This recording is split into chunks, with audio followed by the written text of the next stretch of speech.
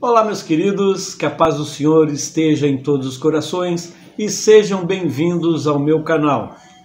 Antes de mais nada, não se esqueçam de se inscrever no canal, deixar o seu like e ativar o sininho para receber novas notificações. Lembrando que sempre temos vídeos novos às quartas-feiras e às segundas, terças, quintas e sextas-feiras é o nosso Momento Poesia. Também não deixe de deixar o seu comentário, deixar suas críticas e também suas sugestões. Hoje vamos voltar à saga Os Apóstolos de Jesus e hoje nós vamos falar sobre ele, Judas Iscariotes. Quem foi Judas? Vamos ao vídeo?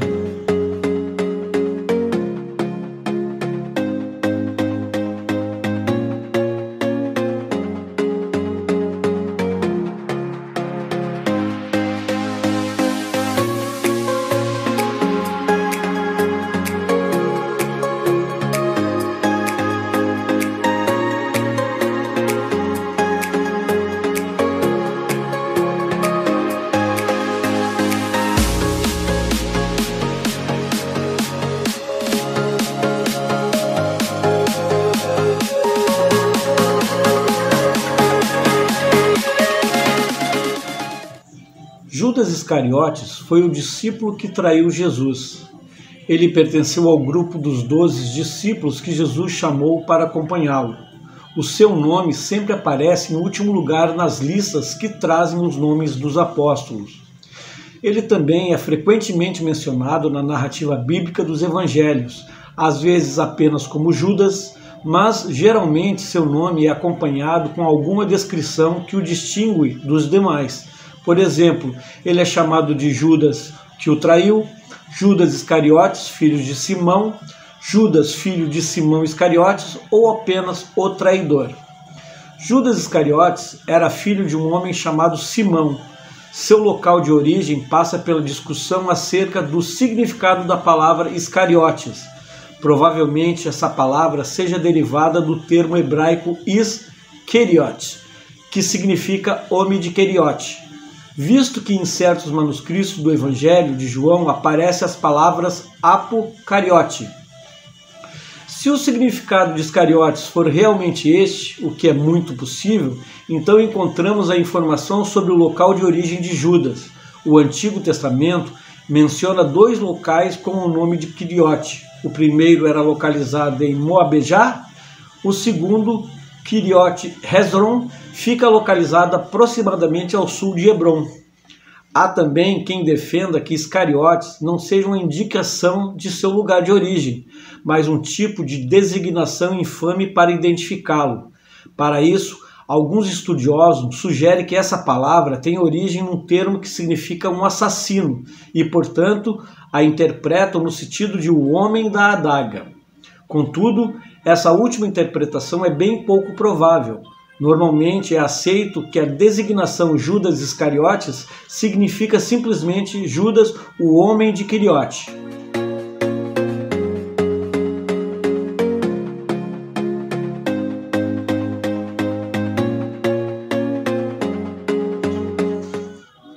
Judas Iscariotes servia como tesoureiro no grupo apostólico, mas no exercício dessa atividade ele é chamado de ladrão no Evangelho de João. O texto bíblico diz que Judas Iscariotes furtava a arrecadação que ficava guardada na bolsa que ele era o responsável por guardar. Durante o ato de profunda adoração de Maria de Betânia, a irmã de Lázaro, a qual ungiu o Senhor Jesus quebrando um vaso de alabastro que continha um precioso unguento, Judas fez duras críticas a tal atitude. Inclusive, ele conseguiu influenciar os demais discípulos em suas críticas. Apesar de Judas Iscariotes inicialmente argumentar que aquele unguento poderia ser vendido e o valor arrecadado ser distribuído aos pobres, na verdade ele não estava preocupado com isso. Na verdade, além dele não reconhecer a significativa ação daquela mulher que, inclusive, foi elogiada por Jesus, Judas Iscariotes ficou frustrado por não ter conseguido enriquecer seu próprio bolso com a venda do nardo puro.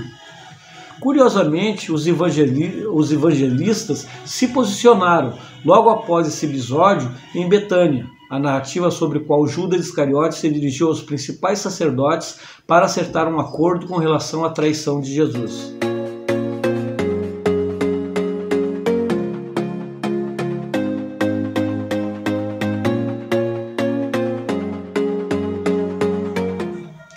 O apóstolo Mateus, escritor do primeiro evangelho, foi quem mais forneceu detalhes acerca do acordo entre Judas Iscariotes e os principais sacerdotes a fim de trair Jesus. Judas Iscariotes recebeu como pagamento para trair seu mestre a soma de 30 moedas de prata.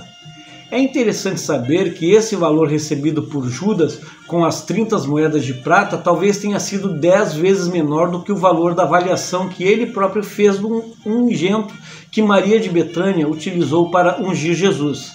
A narrativa bíblica também nos informa que Judas Iscariotes esperou o momento mais oportuno para poder trair o Senhor.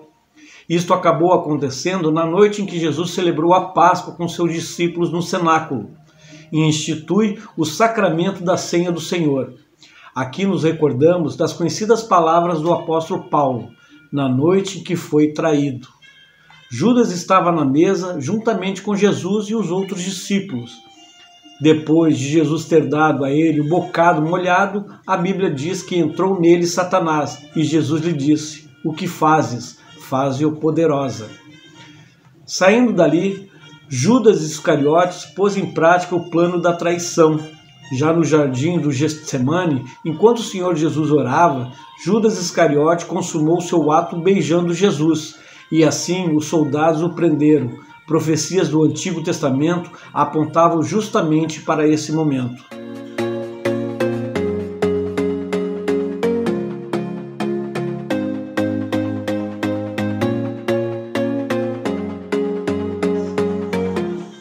Considerando todas as referências bíblicas em que Judas Iscariotes é mencionado, podemos perceber que ele reunia em si a hipocrisia, o egoísmo, a soberba, a avareza, a inveja e a cobiça. Seu caráter duvidoso pode ser muito bem resumido na designação clara e objetiva dada a ele pelo apóstolo João. Ora, ele disse isto não pelo cuidado que tivesse dos pobres, mas porque era ladrão e tinha bolsa e tirava o que ali se lançava. João o identificou, em poucas palavras, como sendo uma pessoa mentirosa e enganadora, gananciosa e capaz de roubar.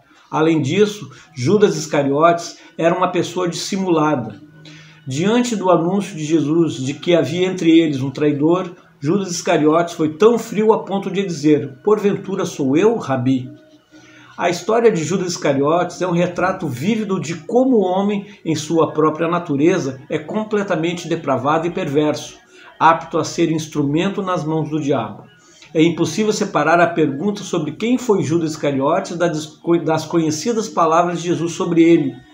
Mas ai daquele por intermédio de quem o Filho do Homem está sendo traído.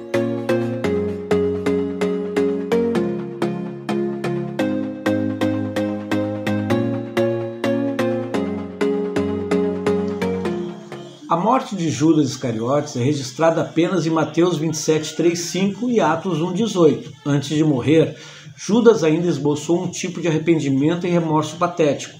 Ele procurou os principais sacerdotes e anciãos a fim de devolver as 30 moedas de prata. Judas Iscariotes escutou dos sacerdotes que ele era o responsável pelo que havia feito.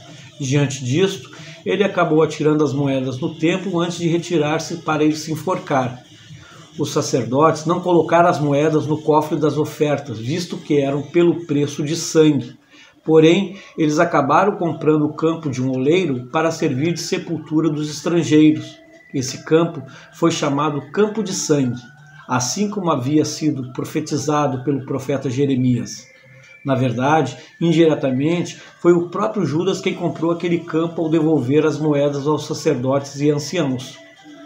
Mateus apenas relata que Judas saiu para se enforcar. Já o evangelista Lucas, no livro de Atos, fornece alguns detalhes sobre esse momento de acordo com a descrição dada pelo apóstolo Pedro. Ele diz que Judas Iscariotes, precipitando-se, rebentou pelo meio e todas suas entranhas se derramaram. Matias foi escolhido para ocupar o lugar deixado por Judas Iscariotes. Pior do que a sua trágica e assombrosa morte é a sentença que lemos sobre o seu fim. Judas se desviou para ir para o seu próprio lugar. Este lugar é claramente indicado nas palavras de Jesus orando ao Pai. Tenho guardado aqueles que tu me deste, e nenhum deles pereceu, exceto o filho da perdição, para que se cumprisse a Escritura. Esta foi a 6ª parte dos apóstolos de Jesus. Eu pretendo, num futuro próximo, falar exclusivamente sobre Judas Iscariote, dando uma versão do Espiritismo sobre essa questão de Judas traidor e Judas discípulo. Espero que todos tenham gostado do vídeo e até a próxima. Tchau!